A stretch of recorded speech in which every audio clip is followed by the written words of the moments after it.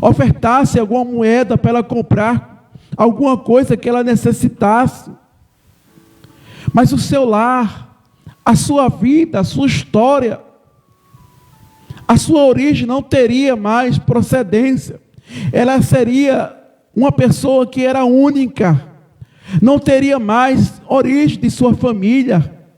Alguém poderia falar, aqui está fulano da família tal. É quando nós temos nossas famílias, se casamos, os filhos crescem, vêm os netos crescem, e ali vem os filhos, e vai surgindo as famílias, o sobrenome. Mas aquela mulher, ali seria o seu fim total. Não teria alguém que lhe desse origem, o seu sobrenome. Poderia ser lembrado de qual família seria. Mas as pessoas estavam ali consolando. Mas nada consolaria aquela mulher. Mas Deus, Jesus com seus discípulos, que se aproximou da cidade de Naim, vendo aquela multidão, aquela senhora derramando os prantos, chorando, e os discípulos que estavam com Jesus, aquela multidão que estava com Jesus, observando que todos ali queriam oportunidade, aquela multidão queria oportunidade com Jesus, mas observamos que Jesus foi ao encontro daquela senhora. Jesus teve de misericórdia, de íntima compaixão. Ele tem misericórdia de nós, Ele sente a nossa dor, o nosso choro. Se estamos tristes, Ele está triste com a gente. Se estamos alegres, Ele está alegre com a gente. Jesus, Ele se importa com você. Você possa se achar no meio da tua calamidade, no meio da dificuldade que você esteja a passar. Você acha, você pensa talvez que Jesus não se importa com você. Mas Jesus, Ele se importa, Ele deu exemplo disso. Pelas condições, Jesus não era para dar importância àquela mulher. Ela era pobre. Não tinha ninguém por ela. Quem ela era? Era apenas uma viúva que tinha um único filho. Mas Jesus não dispensa ninguém. Jesus não despreza ninguém. Muitas vezes a gente é desprezado, a gente é humilhado, a gente é esquecido, a gente não é convidado para as festas, a gente não é convidado muitas vezes por alguém. Quando alguém olha para a gente, despreza como se fosse qualquer coisa. Muitas vezes olha para a gente de alto a baixo, nos julgando, nos oprimindo. Quantas pessoas que faz diferença, racismo, pelas nossas classes sociais, pelas nossas posições, pelo que nós somos, pelo que nós temos. É mais fácil você chegar perto de alguém que tem autoridade. É mais fácil a gente chegar perto de alguém que tem condições financeiras. É mais fácil a gente chegar perto de alguém que tem o seu grau de estudo, de sua faculdade, dos seus diplomas, de que chegar perto de alguém que muitas vezes não sabe nem o O. É mais fácil a gente elogiar as pessoas que têm posição eclesiástica, de que aquelas pessoas que muitas vezes está tentando fazer alguma coisa para Deus, está lá louvando, muitas vezes a sua voz não é uma voz bonita, não é uma voz que chama atenção, mas está lá dando do melhor que é para Deus, sem importar o que as pessoas vão falar, mas está lá. Mas quantas pessoas desprezam essas pessoas? Manga, fala.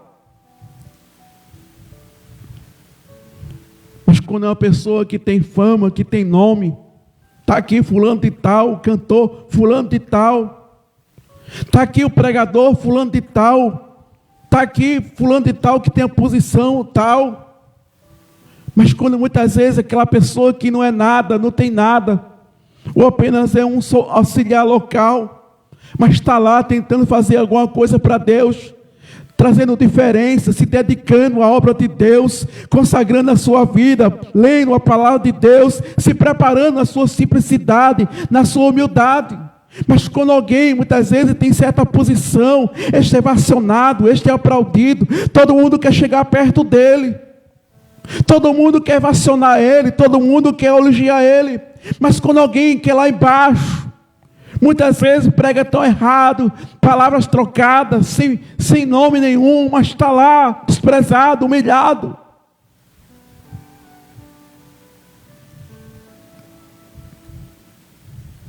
As pessoas queriam que Jesus fizesse isso com aquela senhora. As pessoas queriam que Jesus desse desprezo, porque ela era viúva. Ela não tinha condições financeiras de ofertar, pelo menos, as suas ofertas nas igrejas.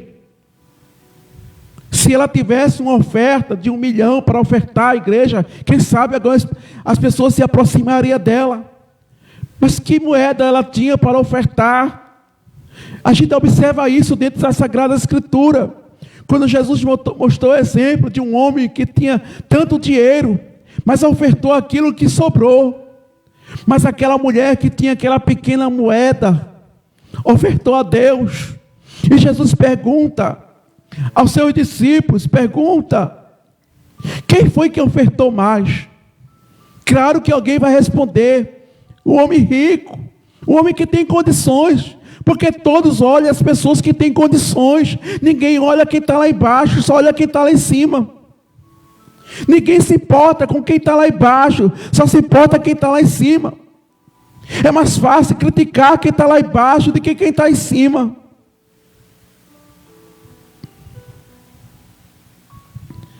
Mas Jesus não tem diferença nenhuma.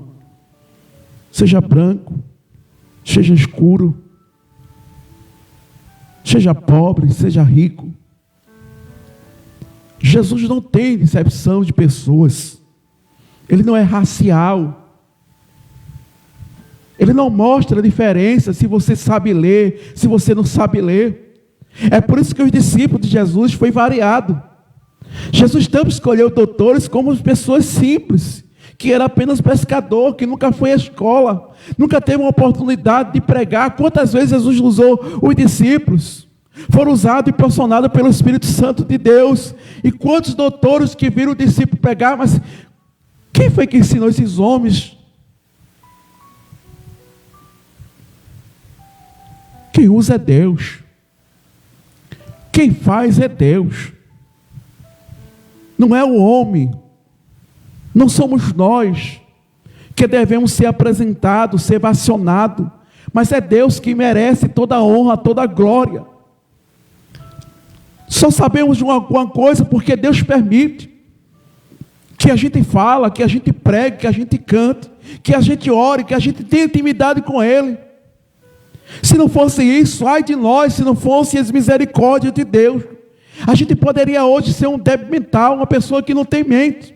A gente poderia ser hoje uma pessoa com as nossas mentes atrofiadas, com o nosso corpo atrofiado, em uma cadeira de roda.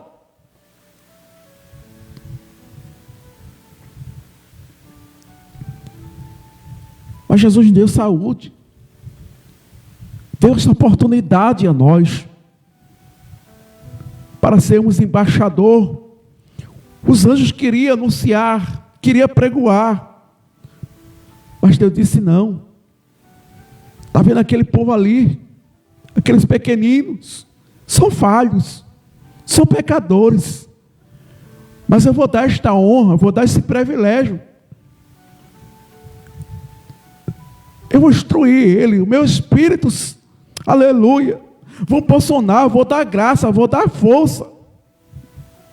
para eles falar, para eles pregar, para eles dizer que eu sou grande, para eles me vacionar, para eles reconhecer, para eles verem que eu sou misericordioso. Eu não vou obrigar. Se eles quiserem dar glória, eles dão glória. Se eles quiserem me louvar, me louvem. Se não quiser, mas eu vou dar esse privilégio. Mas os anjos queriam anunciar este evangelho, o evangelho de transformação, de libertação. Jesus preparou os discípulos. Ai, se Jesus não tivesse de misericórdia, se Deus não tivesse plano em nossas vidas. Mas Jesus prepara os discípulos para hoje a gente fazer a mesma coisa que os discípulos. Pregoarmos, levar a palavra de paz, de salvação, de transformação, de libertação.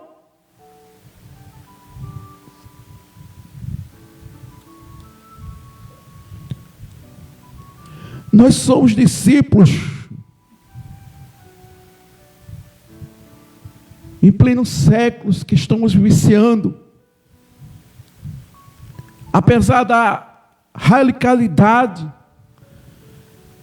de uma geração conturbada, de momentos difíceis que estamos passando, poucas pessoas estão entendendo o que é o evangelho.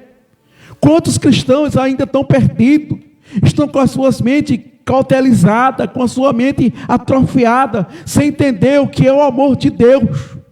Só conhecem muitas vezes seu eu.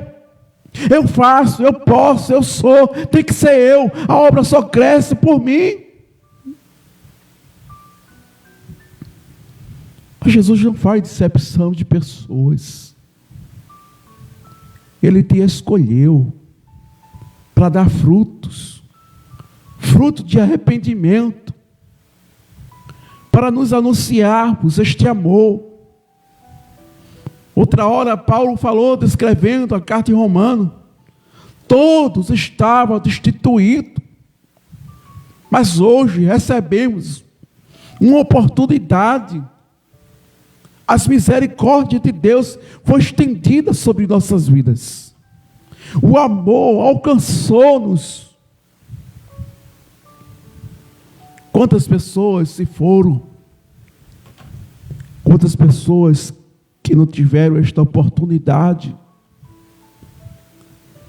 Mas poucas pessoas entendem o que é o amor de Deus, o que é a misericórdia de Deus. Estão deixando de dar lugar ao Espírito Santo de Deus, para dar lugar à inveja, para dar lugar muitas vezes o eu. É por isso que hoje há muitas dissensões, divisões, muitas coisas acontecendo. O amor de muitos está esfriando pela a falta de amor. Prega amor, fala de amor, mas o que é amor? Amor não é simplesmente citar o versículo e dizer, ó, quão bom suave é que os irmãos vivem em união. Mas que união? Qual é a união? Será que é a união separada entre os baixos, o alto, o pobre e o rico? Os que têm talento, os que não têm talento? Mas é sem dissensões. É por isso que no livro de Hebreus, capítulo 9, observamos que o escritor ao nome diz, segui a paz com todo e a santificação, a qual ninguém verá a Deus. É sem divisões, é seguir a paz com todos, não é com aqueles que me dão presente, aqueles que me bajulam, aqueles que vêm vender o seu irmão, não, é seguir a paz com todos, sem diferença nenhuma. Se Jesus fizesse diferença aqui, uma mulher viúva, pobre, sem procedência de sua origem, qual seria a sua descendência depois dela? Ninguém.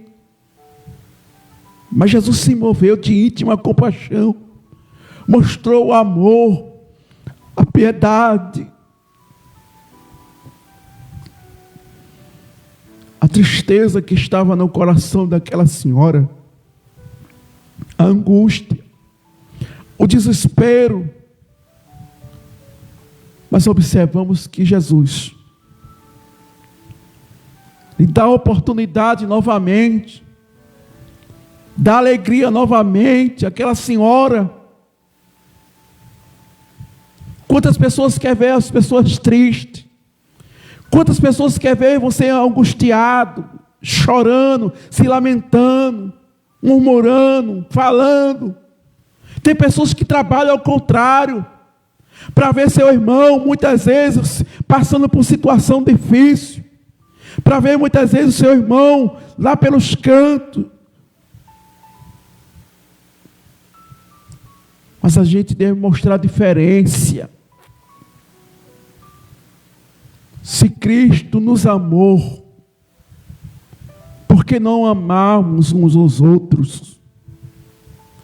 Será que eu devo amar a minha família? Será que eu devo amar aqueles que chegam perto de mim, me bajulando, me dando presente? Não, eu tenho que amar a todos, sem diferença. Se ele é rico, se ele é pobre, se ele tem posição ou não tem posição. É muito bom quando alguém muitas vezes abraça aquela pessoa que tem posição, porque seu intuito não é verdadeiro, é apenas por ambições, para conquistar o coração, porque quem tem coração mau, perverso, ele tem as suas estratégias.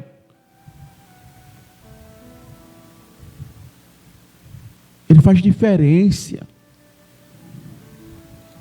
Ele não abraça. Ele não honra aquelas pessoas que estão lá embaixo. Mas é mais fácil lembrar do aniversário de fulano de tal. Mas lembrar do aniversário de ciclano de tal. Quem é aquele ali? Quem é irmão Cleito? Coitado. É um desequilibrado. Mas Deus não faz decepção de pessoas, não. Jesus não fez decepção desta senhora. Era uma mulher viúva. Não tinha condições. Mas Jesus foi lá. Se moveu de íntima compaixão. É como ele sentiu que estava no lugar daquela senhora. Ele sentiu a dor. Mas é mais fácil a gente sentir a dor de nossas famílias. A gente nunca se lembramos,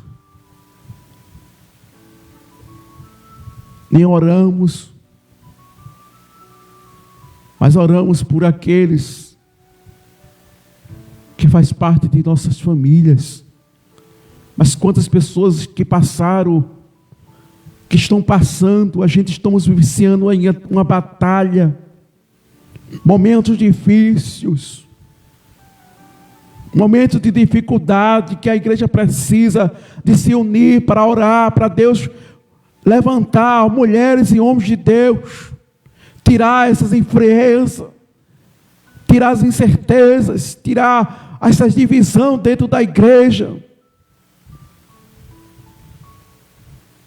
Levantar verdadeiramente um povo avivado. Avivado não é simplesmente por festa, por roupa, por eventos, por estudo, não. Mas precisamos de um verdadeiro avivamento, porque avivamento, há uma regeneração, há uma transformação. São mulheres piedosas, homens piedosos, que têm amor, que tem verdadeiramente amor, que vive a sua vida de oração, não é só naquele momento, não.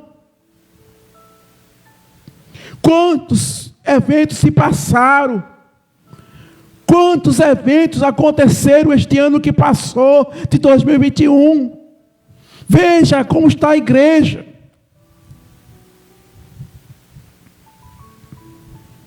Vá para o ciclo de oração para você ver.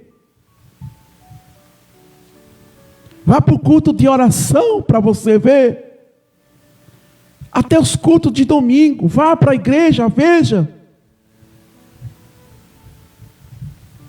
É bom fazer festa, apresentar cantores, pregadores, mostrar as nossas roupas bonitas, tirar foto, até com cantor, com pregador. Mas não é isso não, avivamento não é isso não. Avivamento é diferente. É uma vida que vai procedendo.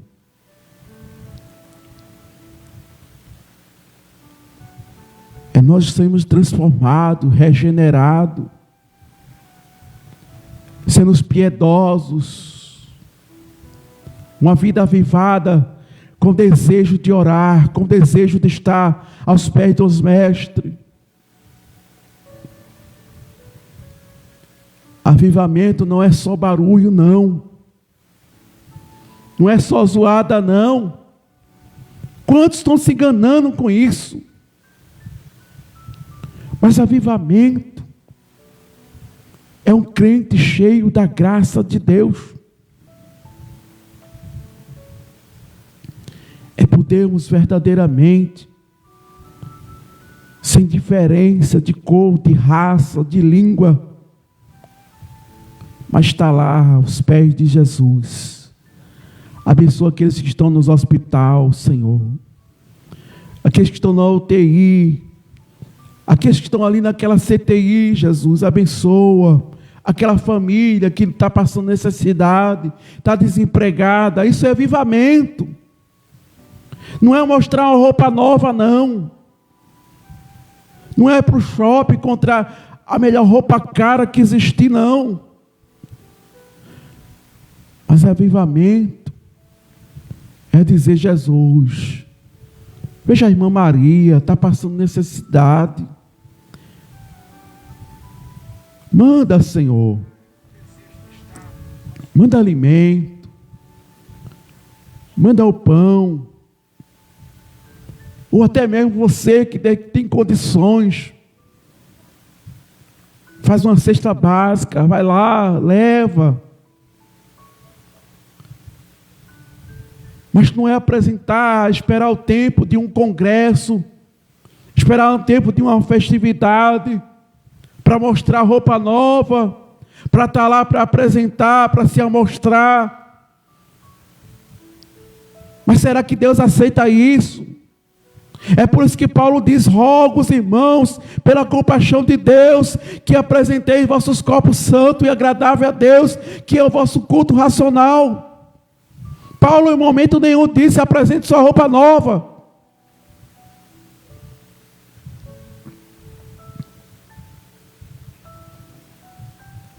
Paulo em momento nenhum não disse: apresente-se com os melhores vestidos, os melhores sapatos para Deus, porque isso agrada a Deus.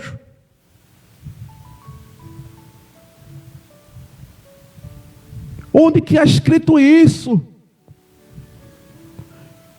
Mas Paulo escreve em Romanos capítulo 12: rogo os irmãos pela compaixão de Deus, que apresentei vossos corpos. Não é roupa não, mas é corpos, nossos corpos, santo, vivo. Não é morto não, mas é vivo.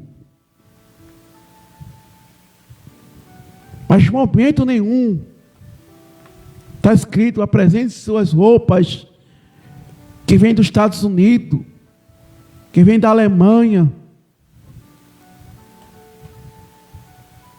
Não. Paulo chama a consciência daqueles irmãos romanos. Era uma cidade rica, uma cidade próspera.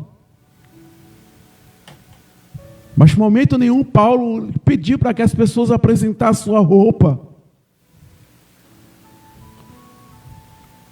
Mas antes ele disse no capítulo 12, versículo 2: e não se conformei-vos com este mundo, mas transformais pela renovação do vosso entendimento. que experimentei qual seja a boa, agradável, perfeita vontade de Deus. Mas de momento nenhum, Paulo disse, você tem que se conformar. A gente vai ficar aqui mesmo. Tem que apresentar do bom e do melhor.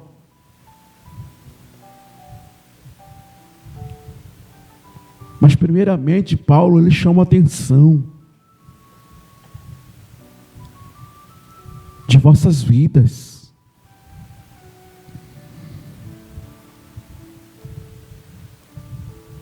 Não foi simplesmente de suas roupas, de sua vida social, de sua vida material, não. Mas Paulo, ele chama a atenção. O que chamou a atenção nesta viúva de Naim foi a situação caótica dela. Qual era a sua origem? A sua procedência? Ela não tinha ninguém. Ela viveria ali como qualquer coisa. Mas o texto revela que Jesus teve de íntima compaixão por ela. E Jesus chega até ele, chorou também. Com aquela senhora, sentiu a dor. Mas ele olha para aquela senhora e diz, olha, mulher, não chore. Quantas pessoas chegou até aquela mulher dizendo, não chora. Mas ninguém consolava, ninguém dava um ponto final naquele choro, naquela situação, porque ela sabia que não tinha ninguém para ajudar. Ela sabia que ninguém ia se importar por ela, era só naquele momento. Mas e depois? E amanhã? Mas Jesus não precisou de muita coisa, não.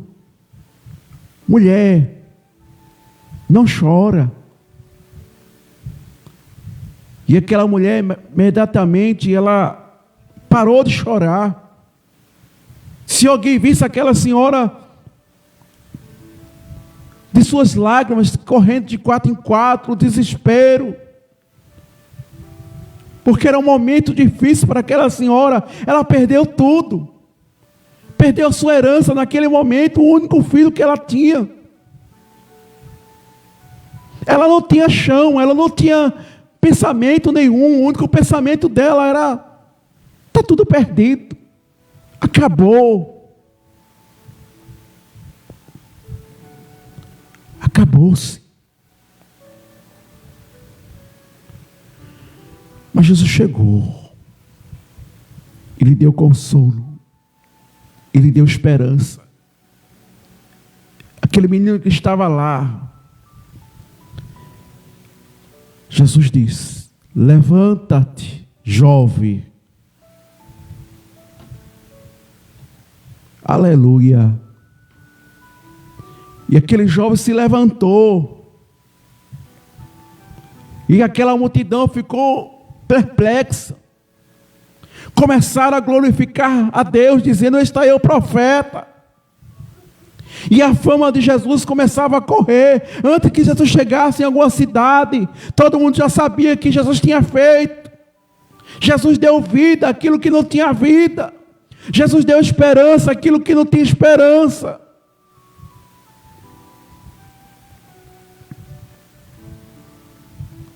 Ele mudou situações daquela senhora.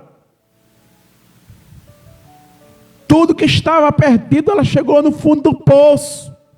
Não tinha mais expectativa, não tinha mais momento nenhum de alegria para aquela senhora. Quem sabe ela queria estar também ali naquele lugar, para ser levado também, porque não tinha ninguém mais. Quem ia se importar com ela?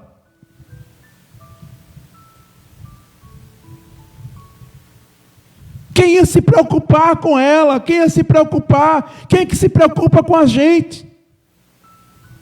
Quem é que se preocupa com você? Quem é que se preocupa com todos nós? É Jesus. É teu Pai. É teu amigo.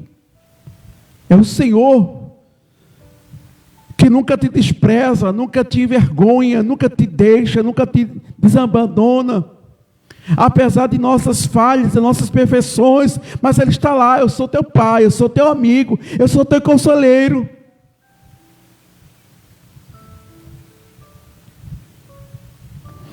Não importa se você é rico, se você é pobre, mas estou aí contigo.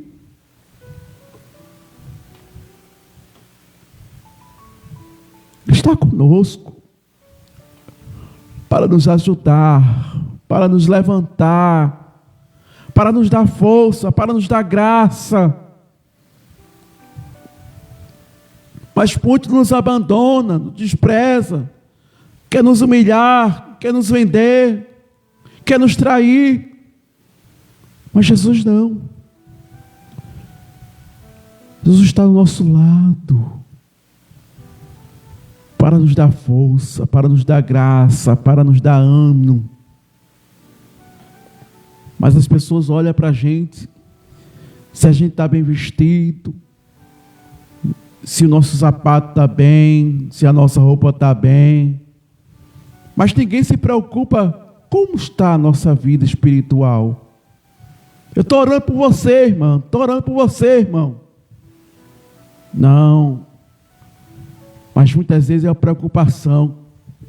Pergunta por malícia, não é por bondade não. Mas tem pessoas que perguntam verdadeiramente. Porque tem a sua mente sadia. Mas tem pessoas que querem saber para dizer às pessoas, olha, fulano tá assim, olha. A sua vida está um fracasso. A sua vida, olha. Mas tem pessoas que perguntam, é para orar, é para interceder, é para jejuar. Mas tem pessoas que só estão querendo especular a nossa vida para saber como é que nós somos. Para sair dizendo por aí, olha, fulano, aquele fulano, que cantava, que pregava, olha.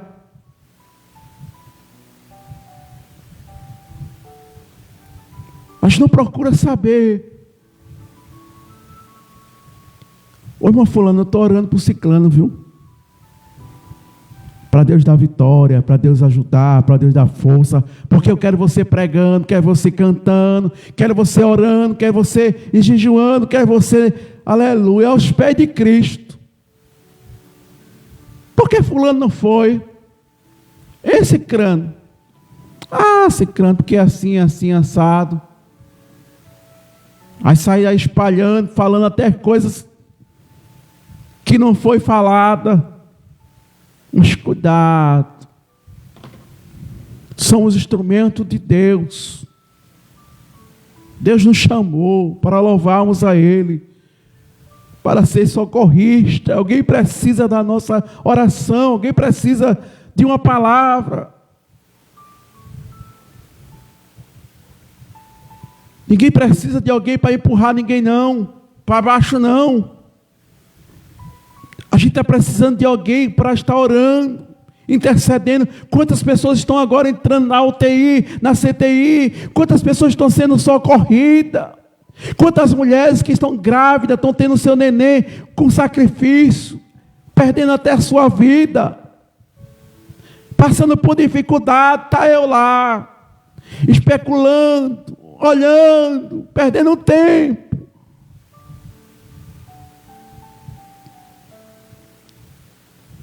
Perdendo tempo, achando que estamos agradando a Deus. Eu estou louvando ao Senhor. Que louvor é esse estranho que a gente não está sabendo? Mas quem louva a Deus está orando, dizendo: Senhor, quantos estão ali naquelas UTI, na CTI? Quantos estão ali, Senhor, com a enfermidade incurável?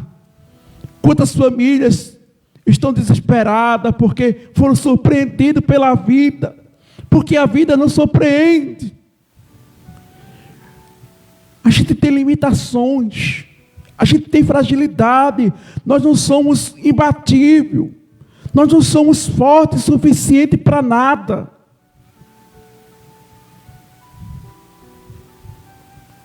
A gente pode fazer um exame de bateria e de repente alguém possa dizer: fosse cometido uma enfermidade, só tem tal dia para sobreviver, tal ano para sobreviver.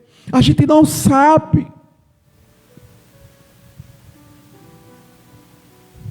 Achamos que somos imbatíveis, que nunca vai bater na nossa porta alguma coisa, nunca vai acontecer na nossa porta, só acontece na porta de B, de C, de A, de U, mas nunca acontece na nossa porta. Acontece sim, um dia Deus pode provar a gente, um dia a gente pode entrar pelo caminho de Emaú.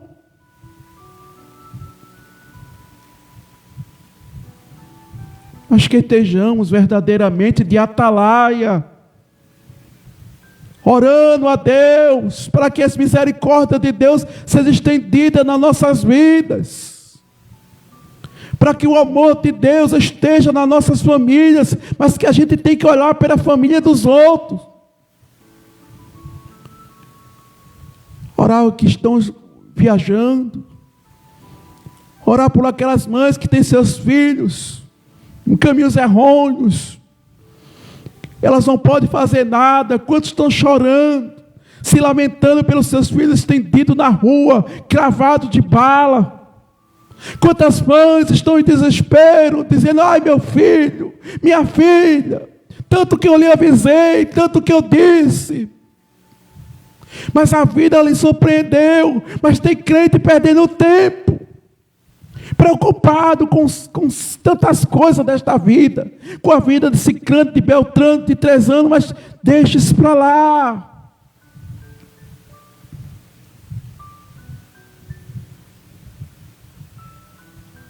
Vamos orar por estas mães,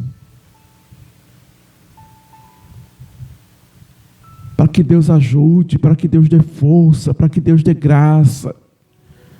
Aqueles que ainda têm esta oportunidade, vamos orar para Jesus ter um encontro.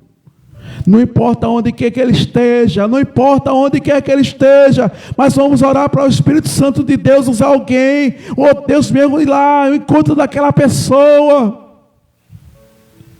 Porque nem tudo está perdido, Ele salva, Ele não olha para os nossos caráteres, para quem nós somos. Se Jesus salvasse a gente porque a gente é bonzinho, eu não estaria aqui pregoando esta palavra, falando deste amor.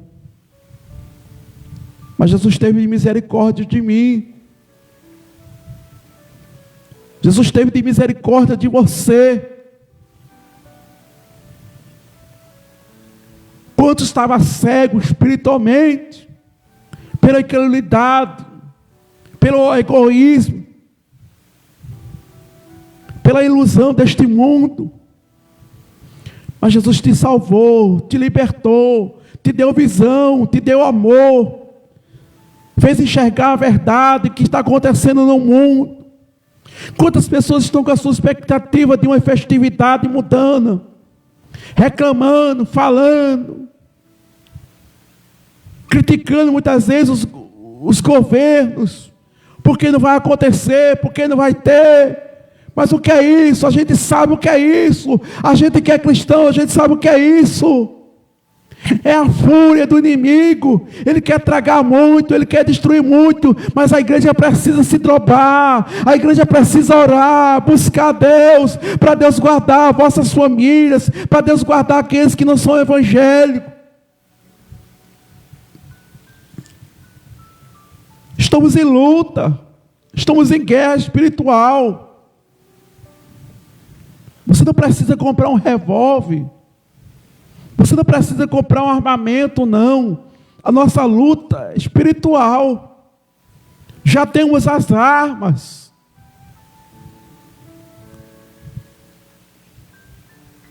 Já temos as armas para lutar, para vencer esta guerra. E só vence quem se reveste das armaduras de Deus. Não é com palavras, não é com as ações, mas é com as armaduras de Deus. Você precisa se revestir da armadura de Deus para orar pelo nosso Brasil, pelos que estão cegos espiritualmente, iludidos pelas coisas desta vida, achando que a fama é o tudo, ser conhecido na mídia é o tudo, ter uma posição eclesiástica é o tudo, ter um nome é tudo na calçada da fama. Mas quantos estão se enganando com isso? Mas a sua alma, quando a gente começa a ver aquelas parábolas, Jesus trazendo uma narrativa, quando ele fala de um jovem rico, que tem a sua fazenda, fez um celeiro, começou ali a colocar os mantimentos, e via que aquele depósito era pequeno,